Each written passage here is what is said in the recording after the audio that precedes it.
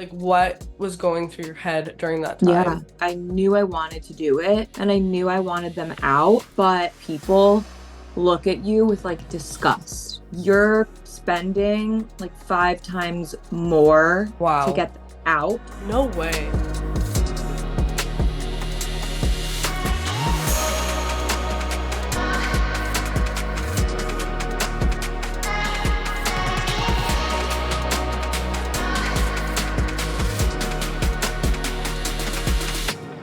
It's time to get loud. Welcome back to Loud Talk with Lavi, a podcast where we break down the walls of beauty standards one flaw at a time. And today I have a very special guest. Please give a warm welcome to Kayla Caputo. Thank you so much for joining me on the podcast today. Thank you so much for having me. I'm so excited about this. I am as well. So, okay, first off, I want to get to know you a little bit more. So, tell me a little bit about yourself. Maybe a bit about like your upbringing, what brought you into like content creating, going to LA, all of that stuff. Yeah, so I was born and raised in New Jersey, grew up there, stayed there for the first 18 years of my life. And then my parents always, encouraged us to like spread our wings and fly. So for college, typically in my area, people would stay and go to local schools and everything, and that's fine. But my parents were like, go like live dreams, like do whatever you want to do. So I was like, oh, I really like want to live in Florida. That was like my thing. I really wanted to be near the beach. I really wanted to be in Hmm. hot weather year round. So picked up, moved to Florida for college, was there for like 4.5 years. And then towards the end of my college experience, I was like, I feel like I've outgrown Tampa a little bit. It's kind of like a mini Miami. So you get to know everyone really quickly. You've been to all the restaurants, like you've done pretty much everything. I visited a friend in LA. I was like, oh, that's fun, but not for me. I don't, you know, want to move there. And then, that's kind of when my content creation career, I would say, was picking up. I graduated doing social media full time. So I was like, maybe this is a good idea for me. Like, maybe I should try it there. And something in me just like pulled me to be in LA and move here. I moved here all by myself, knowing no one. Hmm. And that was January 2020. So kind of a bad time to move somewhere where you don't know anybody all Right. on your own. Yeah, before the whole world shut down. So it was just very interesting, but it really pushed me to grow out of my comfort zone. And I just knew that social media was always something that I wanted to pursue as a career. I grew up watching YouTube. I saw them traveling and doing all the things. And I just was like, that's so fun. I've always had a little camera, like recording myself, even, when I was really young and my mom had her camcorder out, like she was always recording us. And I was always like trying to, be Yeah. in the front and get my airtime. So it was just really funny. It's just always been something that I really loved. I absolutely love that. And I could not relate more like when you said the camcorder and like your mom recording. I was the exact same way. And I look back at videos myself and I'm like, man, like I must have been such like a pain to raise from that aspect of things because like I remember my mom was recording and I was like 3 in the video and I'm like, give me the camera. And this camera is like the size of me. So she's like, no, like I can't, like just stand Yeah. there. And I just wanted to like record and do this whole thing. And like growing up, I always was making like videos and these movies and music videos and all this stuff and like making my little brother just like play a part in all of them. Um, and like recording on photo. I think like every single content creator, or at least like most people that I've talked to, have that like, content and like video side to them when growing up.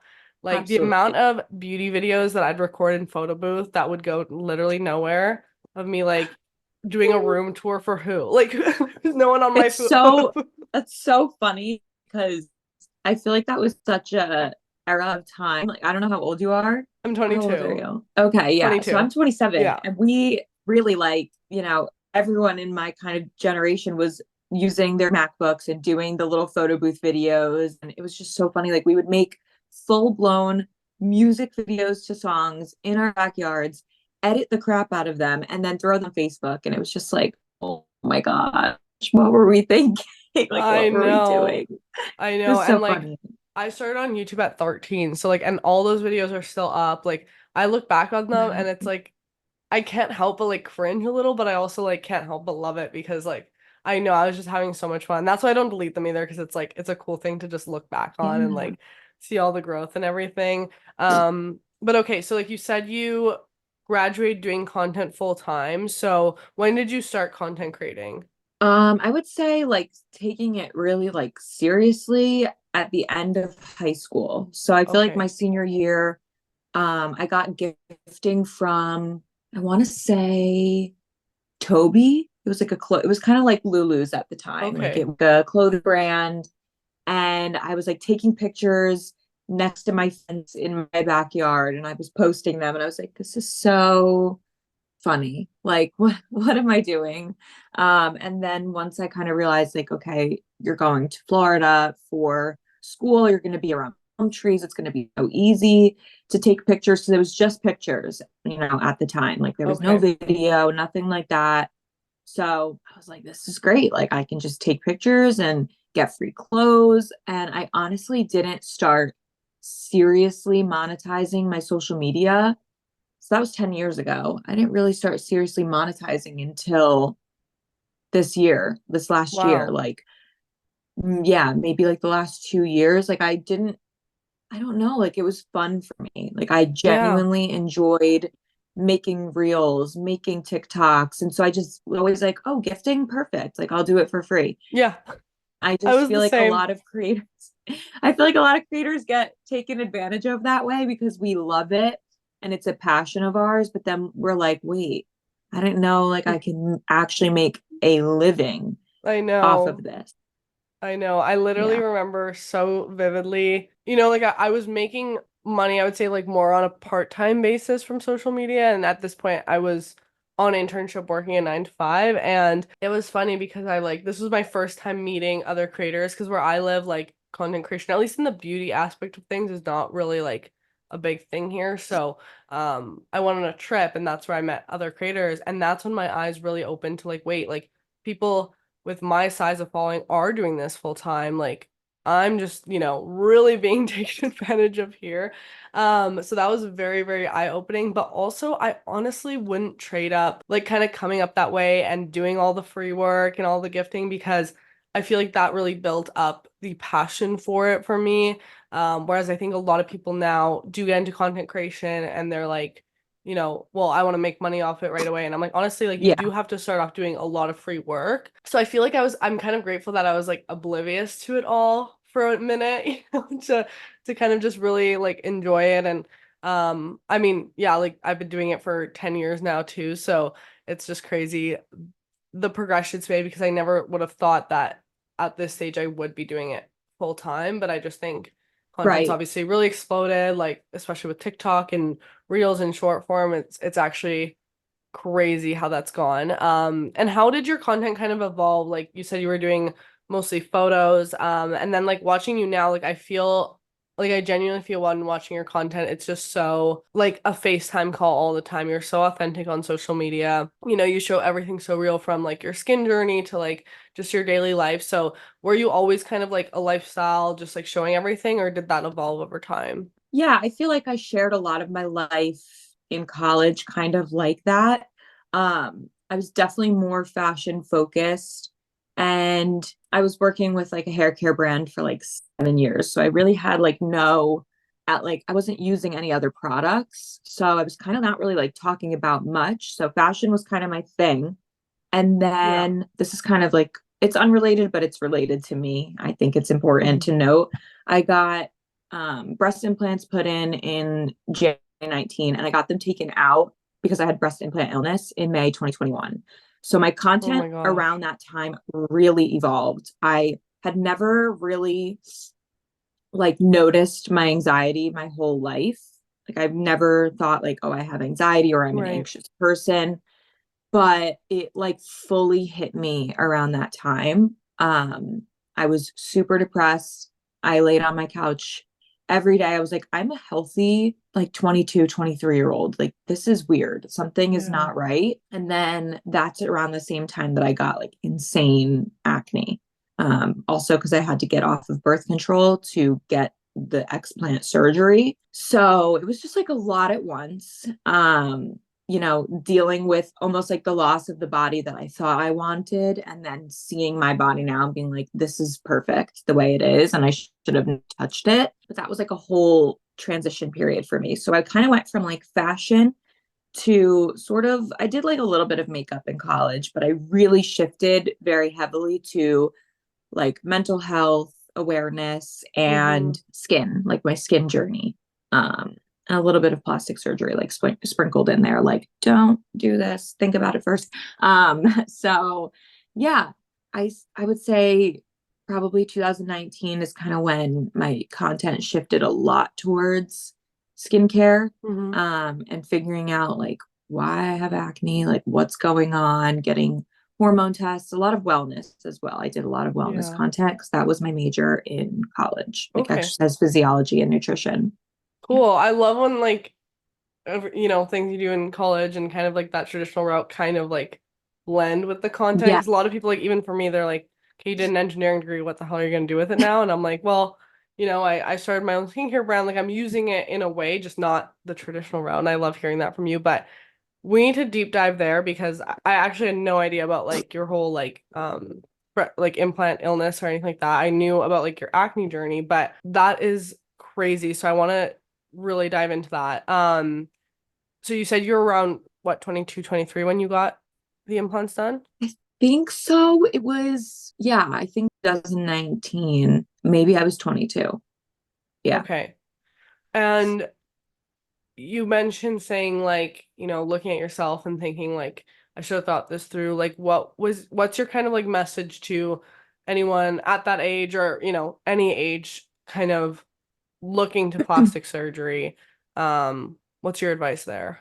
Yeah. I feel like we really look at, you know, the internet now and we're like, oh, like this is like the ideal body type, or like Yeah. clothing is kind of not made to fit flat chests. Sometimes you feel like, oh, like I have this cute dress that I want to wear to this event, but there's nothing going on up here for me. So like maybe I'd feel more like a woman and less like a 13-year-old boy if I just had a little extra something. And so I don't know. I kind of just like I knew I wanted it and I was like, I have the money to do it. I'm doing it and no one could talk me out of it.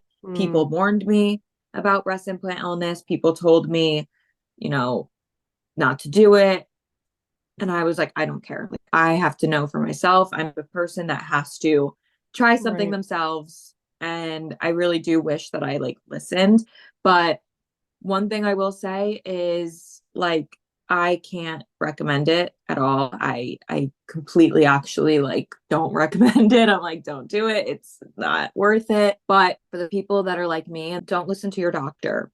Your doctor is gonna try and tell you, especially if it's a man, he's gonna try and tell you that all women wish that they went larger. So, Interesting. if your doctor says that to you, that's a red flag. Okay. That's your first red flag. So I picked three sizes. I picked like a really small size, medium size, and a large size. They do on the table sizing. And my doctor, I told him I liked the smallest or the second, smallest, and he ended up going with the largest on me. So my body like immediately rejected them. Like I looked insane. But at the time I was like, oh, like I have boobs. Life is good. Yeah. Um, so yeah, it was a very crazy experience. And what are like the main, because I honestly don't know too much about it. What are like the main symptoms of implant illness? So a lot of people don't recognize it as like a real illness. It's more, it Okay. shows up like very autoimmune. Okay. So nausea, weight gain, inflammation, anxiety, depression, brain fog, mood swings, like extreme fatigue. I don't know if I'm forgetting anything, but yeah, my memory is shot now. Like I'm like, huh? Like what's going on? So I feel like I need like a full heavy metal detox. But yeah, those are just a few of like the main symptoms that I personally experienced. I literally gained 25 pounds of inflammation in the first 3 months that I had them in. I was like, something is so wrong with my body. This is Yeah. not normal for me. Yeah. Yeah. I mean, like I haven't had the experience with like breast implants, but in terms of like what you described, like the inflammation, all I came off birth control after being on it for 2 years, and like 6 months after coming off it, after my body was like more regulating to being off of it, yeah, I got like the worst acne in my life, like face full. And I look back at photos and it's funny because I look at my face and it was so inflamed and my body just carried so much inflammation. I gained like, yeah, probably 20 pounds too. It's just insane looking back. And the brain fog while I was on it. And I do feel like my memory during the time too is like, Yeah. it's just crazy how your body just like automatically shows like what it's like not going good with, And that's Oh why like yeah. I was super anti like going on Accutane because I was like, I don't want to go back on a birth control to go on the Accutane. And I don't feel like Accutane's gonna help me because the acne came from the getting Yes. off the birth control. I'm like, what is the deal there? And um I think the most frustrating part is like when you don't even feel like your doctors are listening to you in that because like I had the experience where I just felt like Accutane was being like shoved down my throat, like you need to just go on Accutane, like this is the only thing that'll help you. And I'm like, right, but do we not see the correlation with the timeline of the birth control? Like, Yeah. like It's very much like no one wants to look at the root cause yeah. these days. It's very much let's band-aid, Hmm, let's hmm. let's just keep putting a band-aid, band-aid, band-aid, band-aid, and that wound is just gonna keep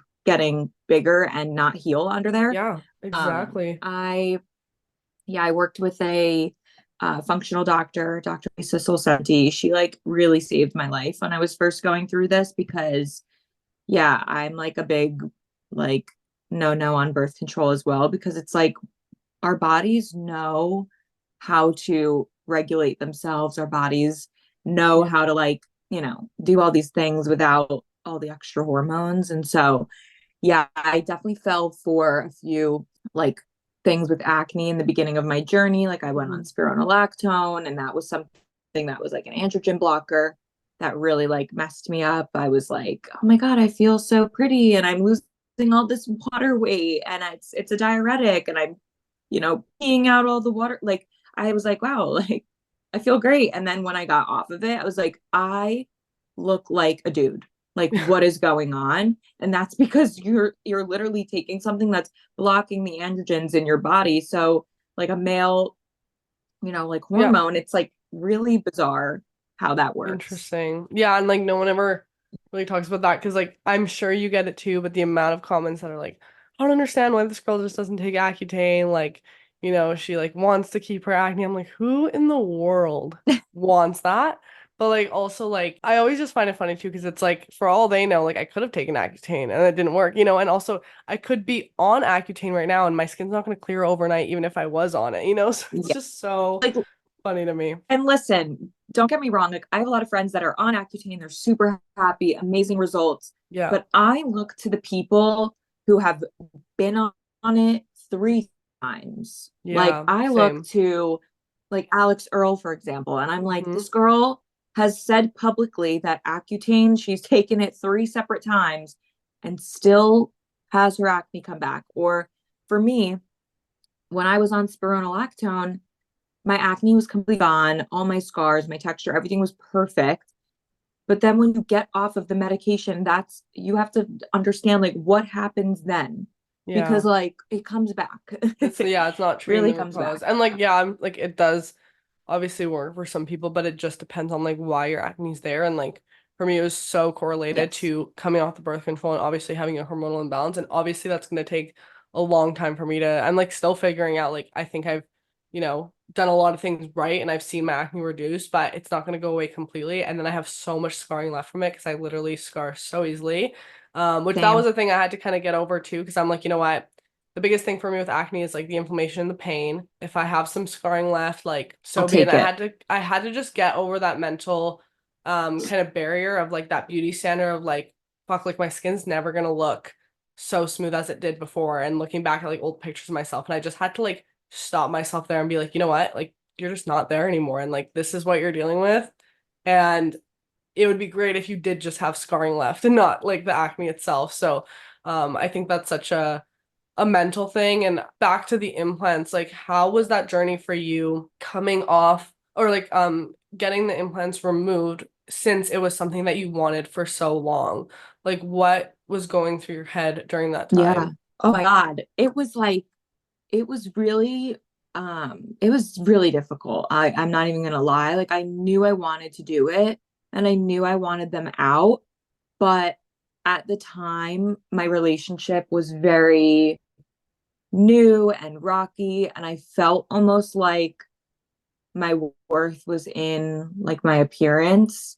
Right. And I felt like it was just a weird time, and I was just really not like fully confident in my scars and everything. And so I don't know, I just felt like, why me? Like, Mm-hmm. why did I have to go through this? Or why can't, I just be healthy? And it was Yeah. like a lot of anxiety, depression, and just feeling like I'm not worthless, but just like I can't even explain what I felt. But it was just so bizarre having Mm-hmm. something on it and it's just taken away. And you're like, okay, now I have to learn to love this new body.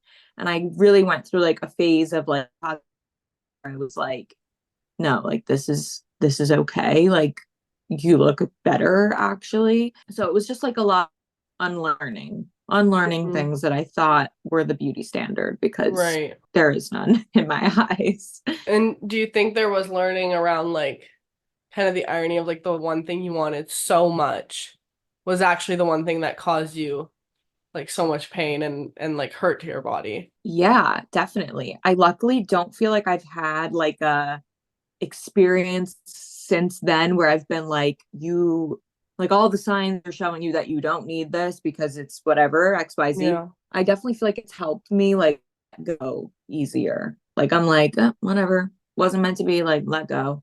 With like opportunities or anything like that. Yeah. So That's crazy. I can't imagine like I obviously haven't gone through that experience exactly, but I think the letting go part is like the biggest thing of just like okay, like, this is not. And I think sometimes the hardest part is that, like, why me? Because you see other people who, probably in your situation got breast implants and had no issue and, could have like that image they were looking for and that yeah, boost of confidence. And I think even for me, like, I looked at friends who got off birth control and nothing happened to them. And I'm like, of course, but I think kind of flipping the page the other way and being like, okay, like, what positive thing can I take out of this? Like, if it yeah, wasn't for this, I probably wouldn't have changed my diet. I probably wouldn't have changed how I was exercising, how I was managing my stress, my sleep schedule, like all of these little things. I probably wouldn't have the confidence I have in my skin now, which I always say so ironically that I had never felt more confident in my skin than when my skin looked its worst because I had no other choice. Like in those moments, you have literally no other choice. And you kind of explained that's how you felt when you got the breast implants removed. And it's oh yeah, it's so crazy because I think from the outside in, people look at it and they're like, how? Like yeah, how at this point are you choosing to like be confident? But it's such a conscious choice that you have to make of like it's either rock bottom or I like try to look at the positive. 100%. And I think a part that people don't fully like realize, Hmm. especially with like a surgery like that, for example, like you're spending like 5 times more to Wow. get them out than, like, at least for me, getting them in was like $6,000. Getting them out was like 32,000. No way. It's a very invasive surgery. If you want them to remove the actual scar tissue that forms around the implant, it's more money. It's like, it's crazy. It's like, why would I want to leave the capsule that formed around this toxic thing? Like, why would I want to leave that in my body? Yeah. So, yeah, it's very expensive. It's basically like a reconstructive surgery. So, yeah, brutal. Wow. And like, did that surgery, like the removal surgery, leave you with like a lot of scarring? It actually didn't. So I went Okay. to an incredible doctor in Beverly Hills, and my scar is actually smaller than my original implant scar. So Wow. I don't know how he did it, but yeah, I basically my scar like invisible from my explant surgery.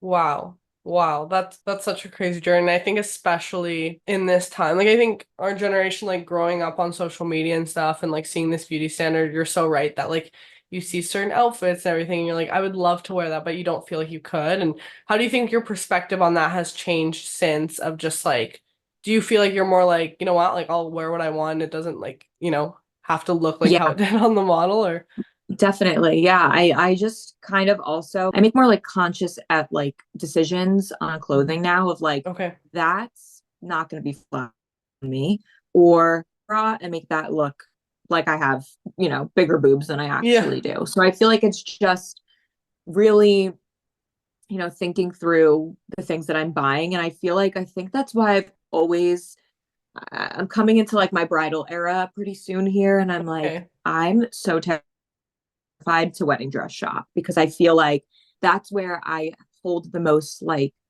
insecurity as being in Yeah. like a gown, a dress, something of the sort, and like feeling like not womanly enough. So I'm like, ugh, I've never been excited to do that. Never been excited to go wedding dress shopping, but has to happen. So yeah. Yeah.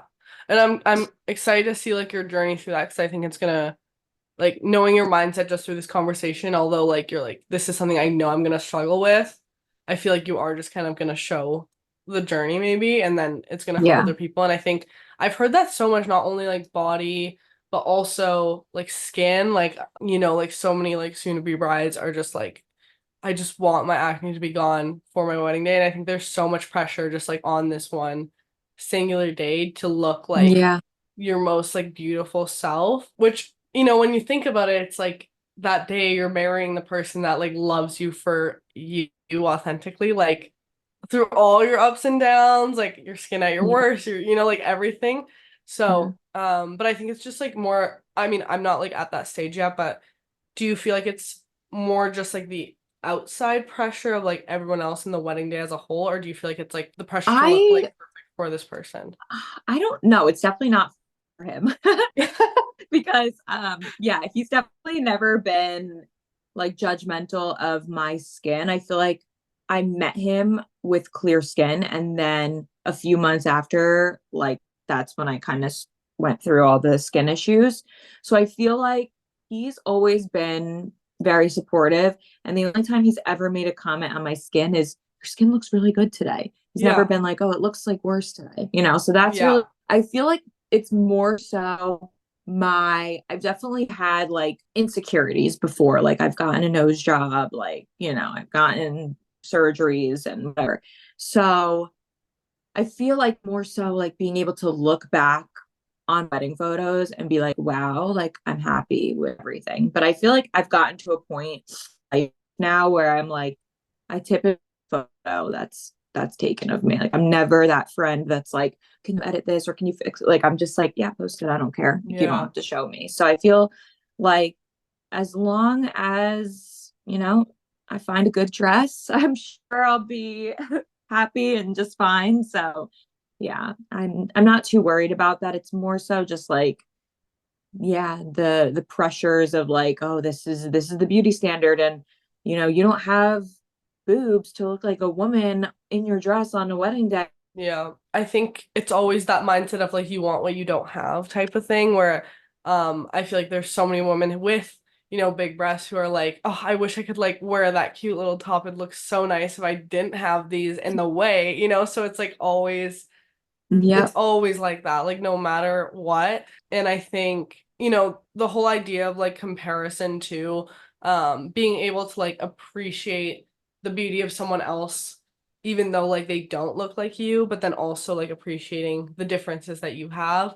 And it's so much easier said than done because like we all do it. But I just think you always kind of have to think of it as like, okay, like what, like your best friend or like your, family or whoever it is, like they may look different from you, but like you just look at them and you just think like they're so beautiful and everything. So, Right.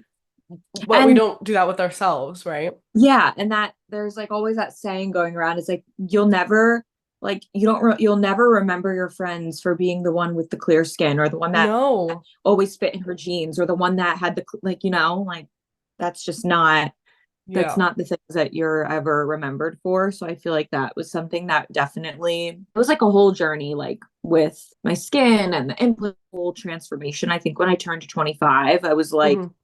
my frontal lobe literally developed. I was like, no more Like this stuff is so damaging.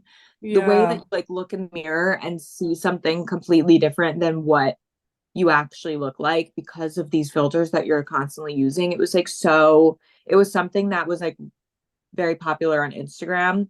So I was like, I totally. really need to just stop using these. So And I just stopped. I love that you don't use them. I love that like all your skin videos, makeup videos, all of that, like you're just showing your texture.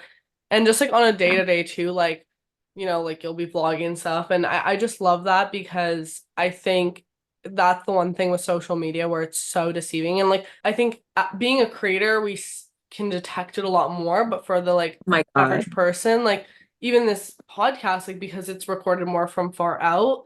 And sometimes I'll be wearing makeup and I'll talk about like my acne journey and I'll get comments that are like, but you don't even have acne. I'm like, girl, like if you just came in a little closer, like you'd see everything. But the lights and the camera like really do change things up. And I think it's so Yeah. important to show like kind of the other side of it. And I love that you do that. And how has like your journey been, especially I think struggling with adult acne is so much more different than like struggling with it as a teen because as a teen, I was always told you'll grow out of it, you'll grow out of it. And I'm like, what like when is this grow like when am I growing Time's out of up. this, so like and also like having it as an adult, it just feels like something you should be even more embarrassed about because like you look around like most adults don't have acne, so then you're like, why? Yeah, again, like why me? Why am I struggling with this?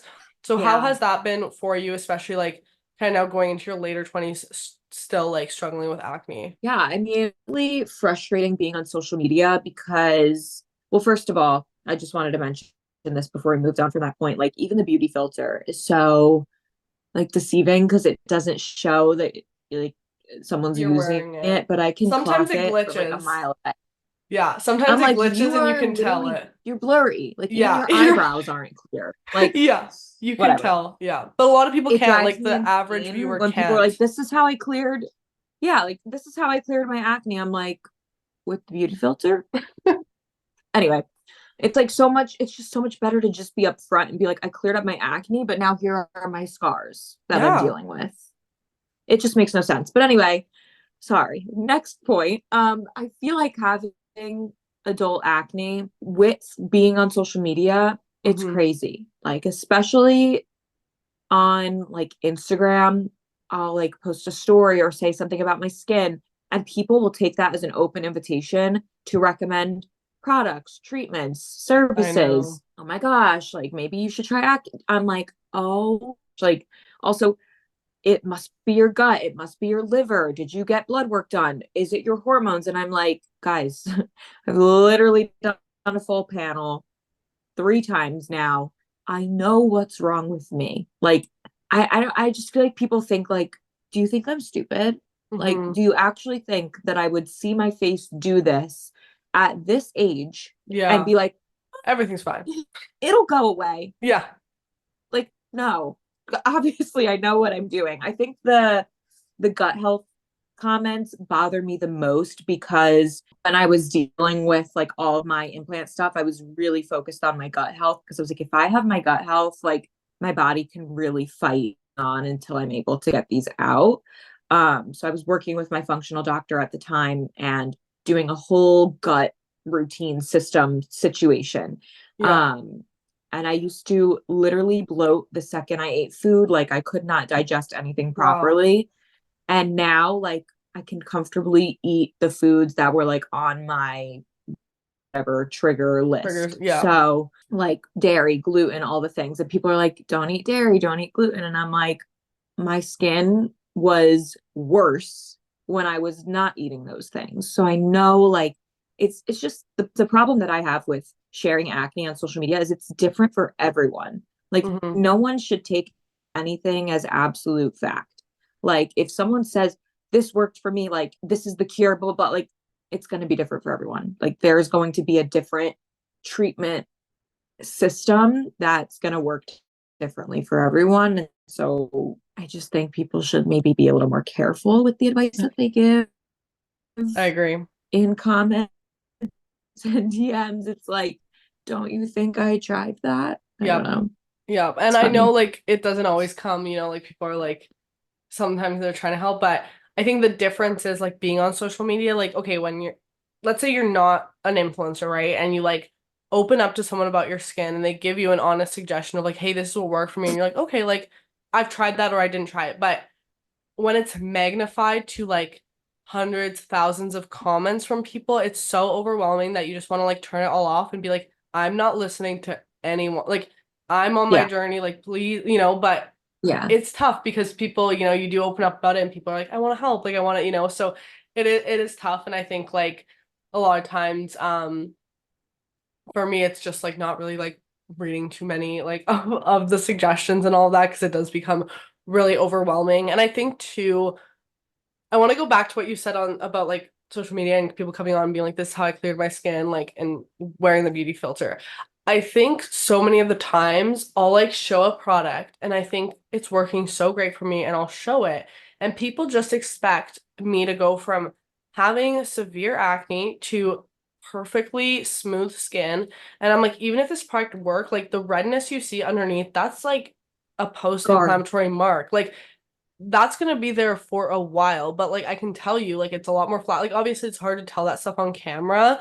But I think people expect these like overnight results from like cystic acne to like perfectly baby smooth skin. And Yeah. they can't like seeing real results, like it can't be comprehended because it's just what we've been fed for so long. So we expect nothing less. And if we don't see that like 0 to 100 result, we think, okay, clearly this product doesn't work. Right. And with that, yeah, like people never talk really about acne scars or really show that. It's just like I had acne and now I have perfectly smooth, like baby skin, and people just expect that. And then to add on to that, um, I think people put way too much credit to like a skincare routine and for what your skin actually looks like. Because I see so many times when, it'll be a creator with like naturally really smooth, clear skin. Everyone's like, drop the skincare routine, drop the skincare routine. And I'm like, a skincare routine is great. I mean, I'm like a huge skincare girly. I advocate for skincare every day, but I always say it's like 30% of the pie. Like it's gonna help and it's a supplement. I Yeah. had a full episode. Who was it with? I think it was with Patsy. I don't know. I don't know if you know her. She's from the UK, but she talks a lot about her journey with cystic acne and everything. And I love that she said like skincare is like a supplement. It's the same with like when you're eating. You can't just be like, oh, I'm taking all these supplements and it's gonna be like you have to still eat, but the Yeah. supplement can like, just be a little boost. I think that's the same thing with skincare of just like using a sunscreen to protect your skin when you're dealing with cystic acne so it doesn't scar even more and like just little things like that, but it's obviously not going to be the entire solution. Yeah, I feel like people are definitely very confused with, results on Yeah. social media. And I don't think people that don't have acne actually know what acne scarring can look like because everyone's is going to scar differently. Yeah. But yeah, I have like super red marks. So like Hmm. I'll have people be like, her skin is completely broken out right now. Like she shouldn't even be doing like when I like shave my face. Yeah, yeah. And I'm like, my face was actually clear at that time and it was all acne scars. Yeah. Like, It was so funny. Last year I went to Romania, like that's where I'm originally from, and I was at the beach and obviously seeing all these people that I haven't seen since I was literally like 3 years old, they immediately see my skin and they're like, what's wrong with you, right? So this lady was like, I know this great doctor, they're like actually doing like tests on acne to like kind of figure out more of the root issue. I'm like, oh, that's really cool. Like I'd actually be willing to try it out. 'Cause she's like, yeah, you like, and I'm like, honestly, my skin's doing pretty good right now, but like I'm definitely open to trying it because like it's not something I've tried before. And I make the appointment, I go and she looks at my skin, she's like, you have no active acne right now. And I'm like, oh, I know. She's like, we literally can't do anything if you don't have an active acne because that's where we pull a sample from. And it's just funny because I had so much scarring that, especially like, I was at the beach, it's like 35 degrees outside, like it's hot, like my skin's gonna get more red and like more inflamed. But I think for us as the individual, we know when it's more of like a feeling, like it's less of like what the skin actually looks like. And I can feel when my skin's clear because it's not hurting and there's no tension anywhere, like all of that. It's yeah. But I I just, think yeah, I just like literally, I had this feeling yesterday and I cannot wait for the day that I never have to feel like that ever again. But like if I go out after like a facial or extractions and I go out obviously with no makeup and I just feel like people look at you with like disgust. yeah. And it's like cover that up, or like, what do you do? And it's just like, it feels Unhygienic. Yeah. so humiliating. And it just is Yeah. like, I can't wait to like never feel that ever again, because it just feels like dehumanizing. Like, you don't deserve to be here. And it's I like, know. it's my fucking skin. Like, I just got it squeezed for the Yeah. last 2 hours. Like, She's please. struggling. She's struggling. It And yeah, hurts. back to like especially as an adult, because it's like it's almost this pressure of like get it together, like Yeah.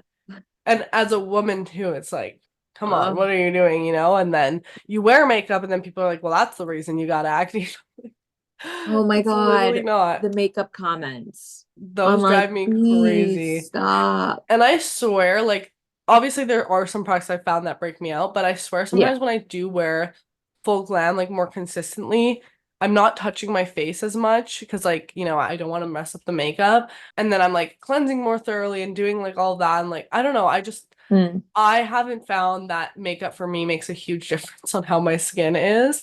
No, And it doesn't. obviously, like, there are some products, like, if I use a product and the next day I wake up with like tiny little pimples, yeah, that's probably the Yeah. product.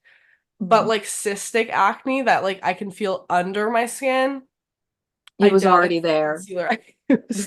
She was there. She was So sorry. ready. Yeah. Okay, so I want to ask you, obviously you mentioned like you're kind of like a huge advocate to like really think about plastic surgery and like you're like no, like don't do the breast implants. I'm curious, what are your thoughts on that? Like, because you mentioned you have gotten a nose job. So like did you feel like you have a very different perspective on that versus like the breast implants? Yes. So I think the whole situation is really funny because back in 2018, I was dating this guy. I was like, I have a nose job booked. Like, I'm doing it, whatever. And he started crying. I was like, what? Like, this is so weird. He was, you don't need it. Like, you're beautiful the way you are. My parents were pissed off. Like, he called my parents and told them that I was like, what the hell? So I canceled that Yeah. surgery. And when we broke up, I was like, I'm just gonna go get boobs now. Like, fuck the nose job. I'm doing the breast implants. Like, whatever. This is for me. So it was so funny because that was the surgery that I originally wanted. I didn't even really. So anyway, then in 2000, I don't even remember the year, but a few girls that I knew had gone to this doctor and got their noses done, whatever. And I was like, oh, like, love that. They look so good. They look natural. You still look like yourself. So I knew that that's what I wanted. So I actually ended up doing that July 2020. So I was like, perfect, sitting home anyway. Like, it's the perfect time to do this. And so got that done. And then yeah, a year later is when I got the implants out. So I was like, this is what I wanted all along anyway. Yeah. And that recovery was so freaking easy. Like, I have no notes. Like, it was the easiest surgery I've ever gone Hmm. through. Recovery was super easy. I was happy with my result. My doctor, I really just have to like give it up to him because I feel like he has done probably over 100 people that I know from social media now at this point. Like, I feel like I've sent 100 people to him and everyone's happy. So I'm like, he's just amazing. Hmm. Um, so yeah, Dr. Sagal in Orlando. He's amazing. But yeah, I definitely feel like that was such a different experience. And I still feel like if you want plastic surgery, you're gonna do it anyway. But I feel like with social media, constantly taking pictures, videos, doing all the things, I was like, I want to like feel confident from all angles. Like I Hmm. said, like not care if a picture gets taken and posted, like so that was for me, like my nose was just always a huge insecurity of mine. Clearly, I've had lots of Hmm. insecurities. But that's like one thing that I don't think I'll ever regret. Okay. Yeah. Yeah. And how do you kind of respond to like, because I'm very much of the stance like do whatever like makes you happy, makes you more confident. Just Yeah. like think it through before and like, kind of what you mentioned as well. But do you ever get comments or like how do you respond to kind of the whole idea? I know like a lot of people criticize like Kylie Jenner, for example, for this of like, well, your daughter's gonna grow up and have Yes. like your old features. So how do you kind of deal with that, and then how I do you was kind of move on I to it? was gonna say I don't think I'll regret it until I have kids. Okay. Because I feel like maybe my kids would be like, what? But at the end of the day, once my kid turns 18, 19, 20, 21, if they're like, I hate my nose, I'm not going to be like, no, you can't because, like I did it. So I'm not going to tell them no, but like I paid for my own. So like work, save, and you can pay for your own. Anyway, yeah, I feel like with plastic surgery, it's such a tricky line. And I feel Hmm. like I definitely had someone say something to me at one point, like, oh, just like don't take it too far or like don't get obsessed with Right. it. And I was like, what like it just felt like almost like I literally got a nose job and like I don't know. It's definitely like a lot when you like actually think about it, like all of the things that I've done all together. But at the end of the day, like I have no plans to ever go under the knife ever again. Like no plans, never want to Hmm. do anything ever again. And I think that was like the benefit of taking out the implants and not Right. just getting smaller ones put back in is like you have to consistently go under like every Yeah. 10 to 15 years. So, yeah, that was something for me that was also really important is like making sure that I never have to do this again. But yeah, it just feels like judgy almost of like, oh, like don't get addicted to it. And it's like, I literally, like, I don't know. I don't feel like I was ever like addicted Hmm. to plastic surgery. It was just something that two things that I knew I always wanted. And one of them just so happened to not work out. Yeah. I think it's just like such the strong contrast of like people telling you like something's wrong with like your appearance, you know? Yeah. But then if you do go do something about it, then it's like, oh, you know? Yeah. Like, oh, It's like the same with wearing makeup with acne. It's like cover that up. We don't want to see it. And then you put on yeah. some makeup and they're like, well, you just cake up your face with all that makeup. You're like a Yeah. catfish. This like it never ends. And it's like you can't win either way. But I think like you have such an interesting take on like doing what makes you confident, but also thinking it through and like trying to still appreciate like you for you and your the beauty that you do have. And I think part of it just does come with age as well. 100%. Kind of switch up gears a little bit. Because I saw your face shaving video and I'm honestly like more just curious about anything else because I live in Canada, so there's no TikTok shop here at all. Oh, So yeah. I'm curious, what the hell happened with that face identifier spray? Yeah. If you want to talk about So, it. of course, yeah. So, by the way, you'll probably see a bunch of in Canada, you'll see my videos and they'll all say maybe like sponsored, but Yes, yes. they're not. It's in US it says creator earns commission and there's like a link. So, Yeah. a lot of my videos are TikTok shop. Yeah, so I got this spray in. I saw it like maybe over a year ago from a different brand, and Hmm. I've since tried that brand and hated it. But the Skin Body brand that I posted the video on, I think it has like 28 million views. It went Um, crazy. yeah, I actually ended up selling a lot of them too, which is great. But it's just like a spray and it creates like little like dust particles Fibers, on each yeah. of your hair strands.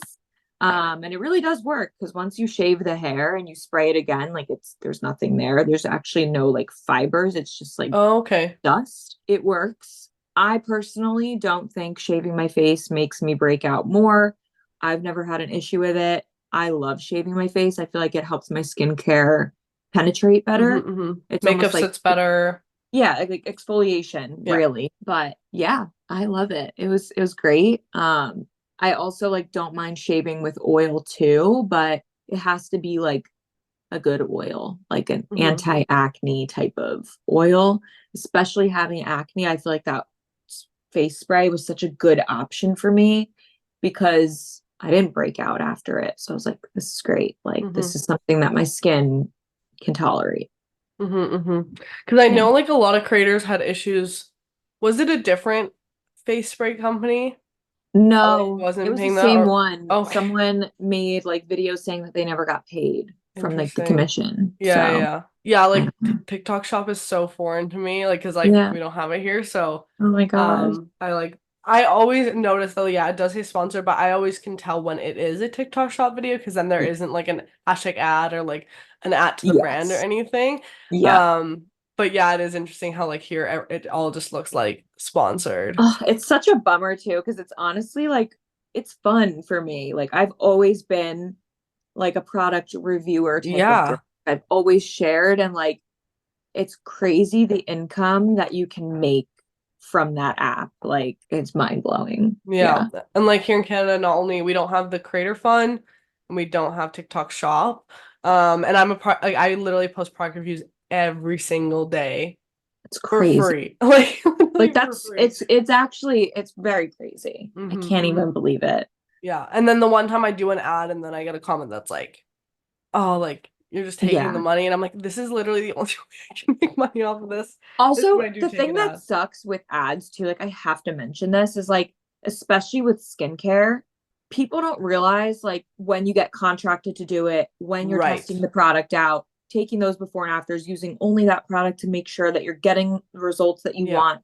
And then you do another one a few months later, and then they end up like getting posted around the same time. And then people are like, well, which one is it? And it's like they both work in different ways. They were used at different times. Like it's so like it's tricky with skincare. So I feel like I need to take a step back because I just I agree. I yeah. agree so much with skincare and I feel like I've like dialed down on like my skincare like partnerships just because it is so hard. And, like now I just started a Roslo. So with that prescription, like I obviously my skincare has been so basic recently, like moisturizer, Yeah. like a healing ointment and a Roslo. Like I literally and then I use my sunscreen from my brand in the morning and that's like literally all I use on a daily. So it is tough when I'm like using other products and integrating and then people are like, wait, which one is it? Or even with my Yeah. skincare brand, people ask me like, did your skincare brand clear your skin? And I'm like, well, no, because like that's not what the system was made for. Like, Yeah. like it works great for me, but it's not going to clear my like again, it's not going to be what Yeah, like clears that's my not what cystic it's acne. for. Yeah. Yeah. And even if it was an acne targeted system, again, it's not going to be like the one thing that completely clears my skin. Um, and it just goes to show with skincare, like I'm literally on a prescription retinoid right now. I have been for like over 3 months and I'm still like purging and peeling from it. So like it just takes so much time with skincare and people think like an over-the-counter product is gonna clear your skin overnight. Like it's Yeah. not. Like it's It's simply really like not. the whole it's like a 6 month type of cycle. Yeah. Yeah. Yeah. So what are you doing like now mainly for your skin? So I have been getting reached out to by Sonia Dakar. She's like an amazing facialist in Beverly Hills. She's like super expensive, whatever. So I've been getting reached out to them for months. I finally had a friend that went and she was cleared up in 6 weeks. So I was like, okay, like I've tried literally everything. I've gone to face reality specialists, I've done all the things, and like my skin looks good for like 2 days, and then the like boils under my skin Yeah. come back. Like it literally is like thick, whatever. I know the exact Like you feeling of can like extract it, but it's just gonna keep filling up with yeah, whatever is it under just my keeps skin. going. So yeah, this was my second time going to her. I'm in an acne boot camp with her. I have all her products. I'm only using the ones that she has Okay. recommended to me for right now. And I will say, like, I have a little bit of makeup on at the moment, but my skin is Hmm. looking good. I'm feeling hopeful. It's like a $30,000 boot camp, I'm pretty sure. And she's just doing it for social media with me. And I'm like so grateful. And I think also like sometimes people are like a little weird with social media, like, oh, like why do you do social media? Like you just want the free clothes or to go to events. And it's like, no, it's Right. for things like this where I'm able to share my experience, but that's like priceless, like that Yeah. kind of, acne treatment and boot camp. So yeah, she like really is like an acne expert and just very confident in like getting everything out of the skin, getting the infection out of the skin. And then she has recommended like hormonal acupuncture to me. I'm Oh, like, I love cool. that. Like I will definitely go do that. Just I've to heard so much help. about that, but like I've never So I've tried done it. I lost my period for like 3 months, I think, after having my surgery. No way. yeah, so I was like, oh, like I really need like to get my period back, like whatever. And I Yeah. went and got acupuncture, right? I'm pretty sure it's called acupuncture Yeah, when they yeah. put little Yeah. needles in you. Hmm, hmm. Um, and I got it the next day. It was a menstrual like specialist, like for like they specifically put the acupunctures in the areas that you needed for your menstrual cycle. Yeah, I got it the next day. I was like, that is literally incredible. So I'm actually gonna go and do that. I'm gonna do the like hormone therapy Hmm. acupuncture, and I'll let you know how it goes if it's helping me balance out my hormones. But um yeah, I'm just excited like to have someone that actually like listens and isn't like Accutane. Like she's like, Yeah. we're not gonna do it, and we're actually gonna she's like, we're gonna clear your skin up by week 3, and then we're gonna work on the scars. I'm like, girl, you're selling me a miracle, but I believe it because my friend has PCOS and has no acne right now. That's crazy. And she's not on So I like any know, yeah, like I prescriptions or anything like know, that. right. And I know topical isn't like we said, it's not the whole thing. Yeah. And she's been telling me like diet, this, that. Yeah, yeah. It's I everything. It's I am everything. like so I've been restrictive before where I've Yeah. like cut everything out and it caused me to like binge eat a couple years ago. And so I'm like finally at a point where like I eat what I want and I feel Hmm, good about my body. So like I hmm. don't want to put restrictions on myself. So I'm like, hopefully it'll work for me without doing the restrictive diets.